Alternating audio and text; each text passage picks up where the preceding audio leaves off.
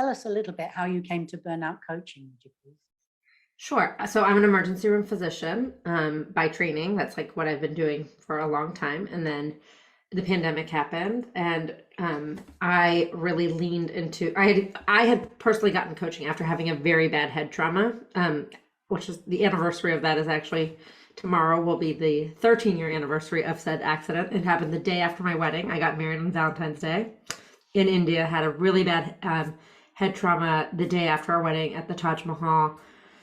That was really devastating. Had to get an airlift to New Delhi and like spent 6 weeks laid grounded in India. Two and a half of them were in the hospital. Then was with my mother-in-law, my mom, and my husband of one day, and my grandmother-in-law. It was very tumultuous and hard.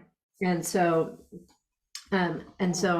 after that, I went back to working in New York City, where I was working, and I just like dove into work head first. And my mom was like, you need to get some help. Like you need something to like, you're still like processing all this. And it was in her infinite wisdom, which was so smart. She introduced me to my first coach, and he was excellent. I was like, what is the sauce you're teaching me? Which was like, he just taught me a lot about neuroplasticity and all these things. And so then I did his program actually and was like, I need to learn this stuff.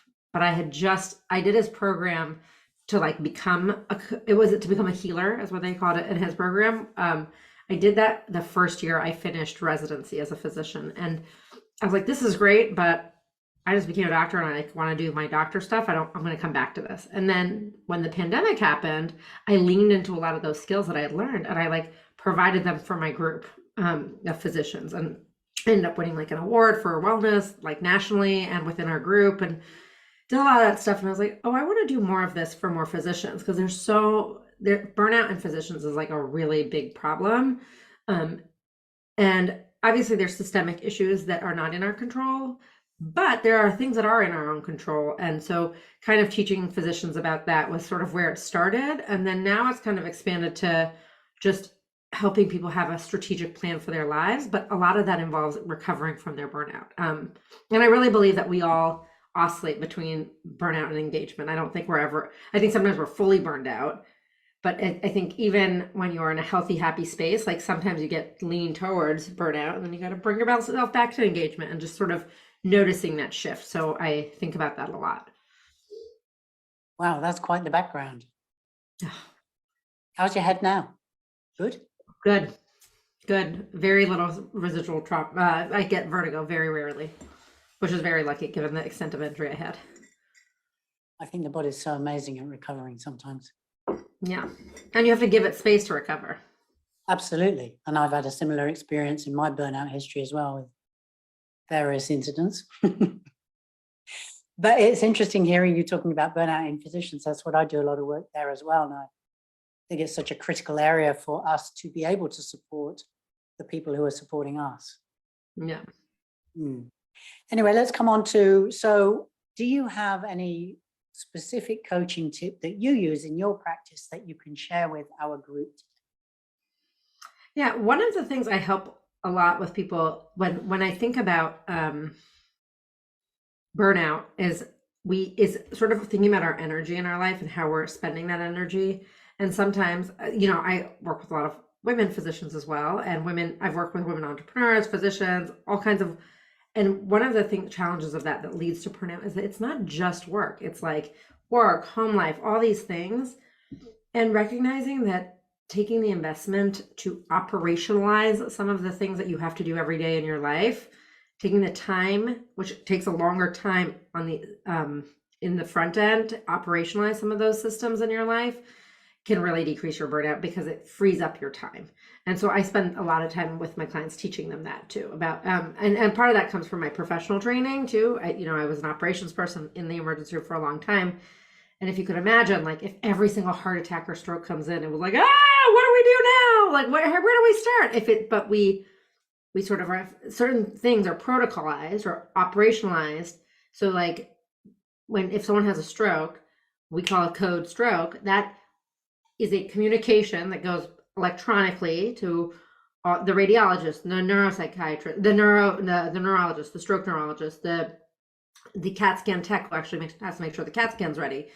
it's kind of and it's also a signal for all the nursing staff, like this is priority A1 right now. So like, we're all going to do this right now.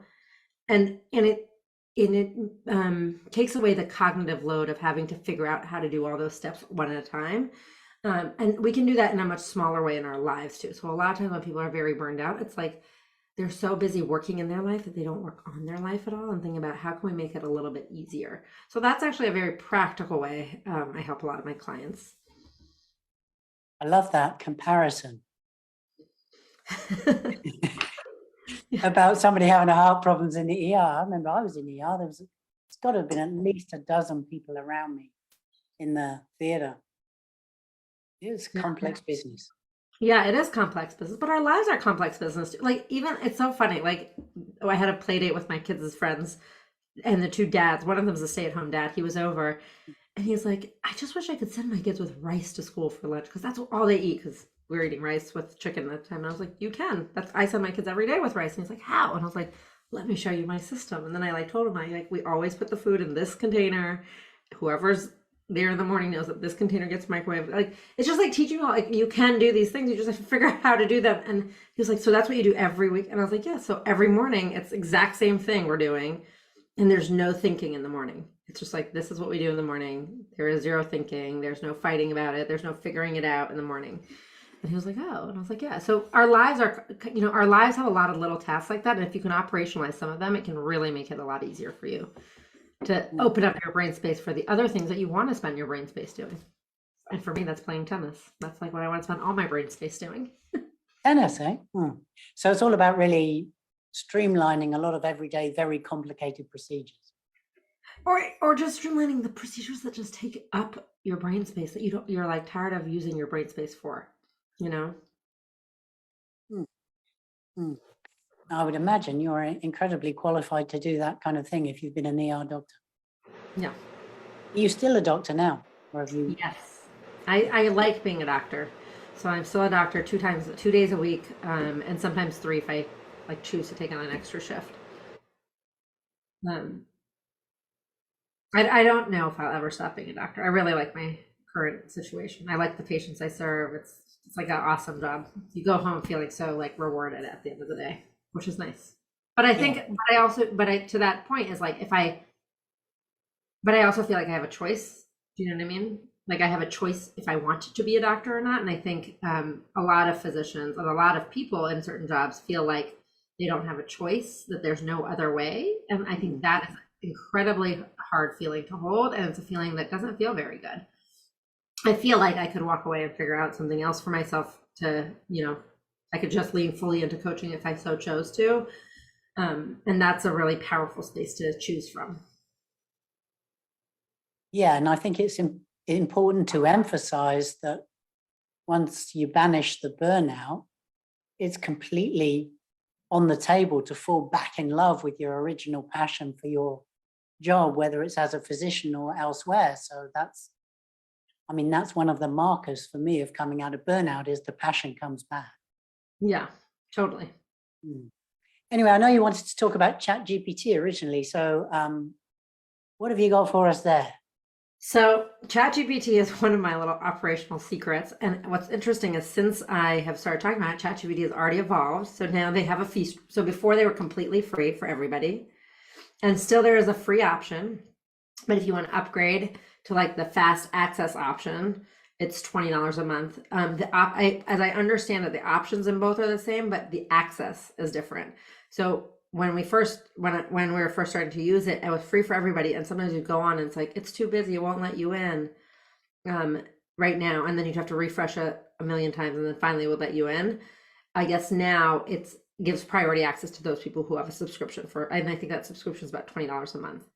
And what I find really useful about ChatGPT for coaches is there's a lot of writing involved in coaching. Whether it's your marketing emails, it's a communication back to a client. Today I use it to write a contract. I had some contract templates, but I needed to write a contract for a big group, and I have the Bobby Klink templates. None of them really fit. I asked it to write me a contract, and it did this beautiful job, and I can modify it. But it can do all these things. There's so much writing involved. And I don't tell you people to use it for for the full final draft. But you know that, like, remember, like, think about you're writing your website page, like a website page, or you're writing a marketing email, or you're writing a blog post, and you know the ideas you want to get out, but you sit at the computer and you like, bleh, and that first draft comes out. It takes about 75% of your energy to get out that first draft. And then when it's out, you spend 30% of your energy like fine tuning that first draft. Okay, let's just pause for 2 seconds because some people here don't know what ChatGPT is. So can you give us I mean, you and I have used it. Oh, Can you give us in a nutshell what ChatGPT does? so it's an AI. It's like an artificial intelligence that will do writing for you. So you can give it a command. So you can say, please write me a marketing email for 40-year-old men who want to lose weight in the fall, and tell them to buy my coaching program. It's 12 sessions and it's this cost and this is what they get. So you can say that to it and it will write that email for you.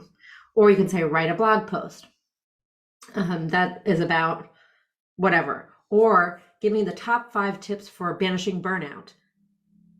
And then they will give it to you and then you can pull it to Canva and make a carousel post.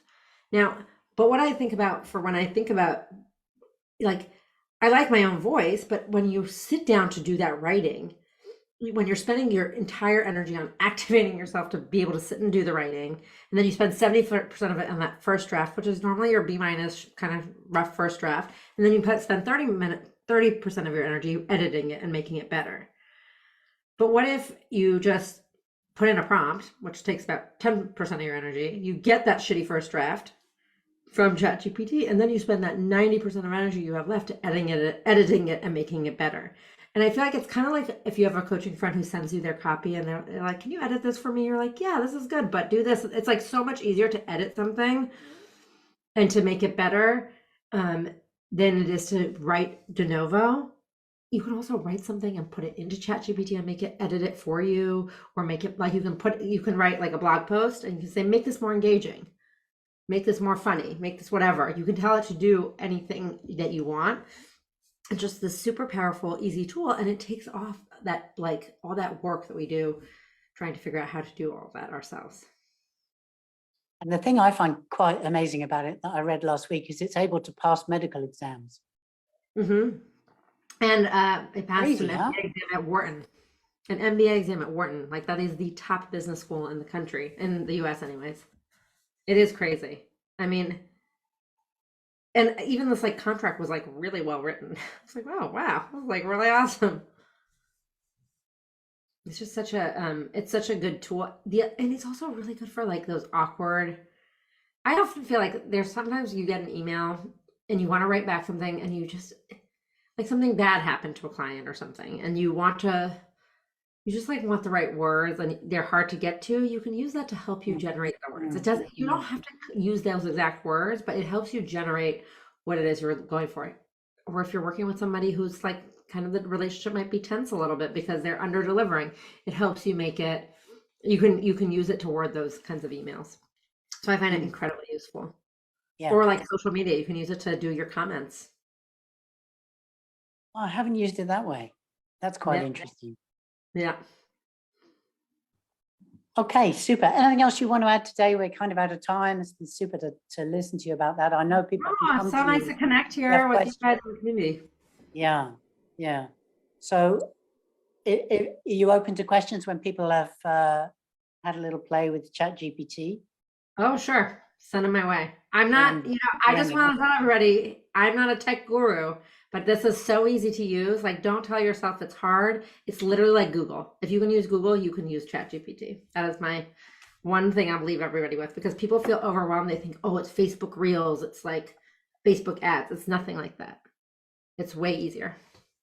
Yeah, I've used quite a lot of applications like this in the past, and I found them a little bit sketchy, but I think ChatGPT has really hit the nail on the head because it's so ultra simple to use, and the quality of what it comes up with is amazing. And if you don't like what it came up with, you can ask it to adjust a little bit, or you can ask it to have another go. Put the same prompt in again, and it'll come up with a slightly different answer. I think it's wonderful. Yeah, I do too. I think it's awesome. So if you have questions, certainly send them my way. But thank you so much for coming on and helping our people out like that.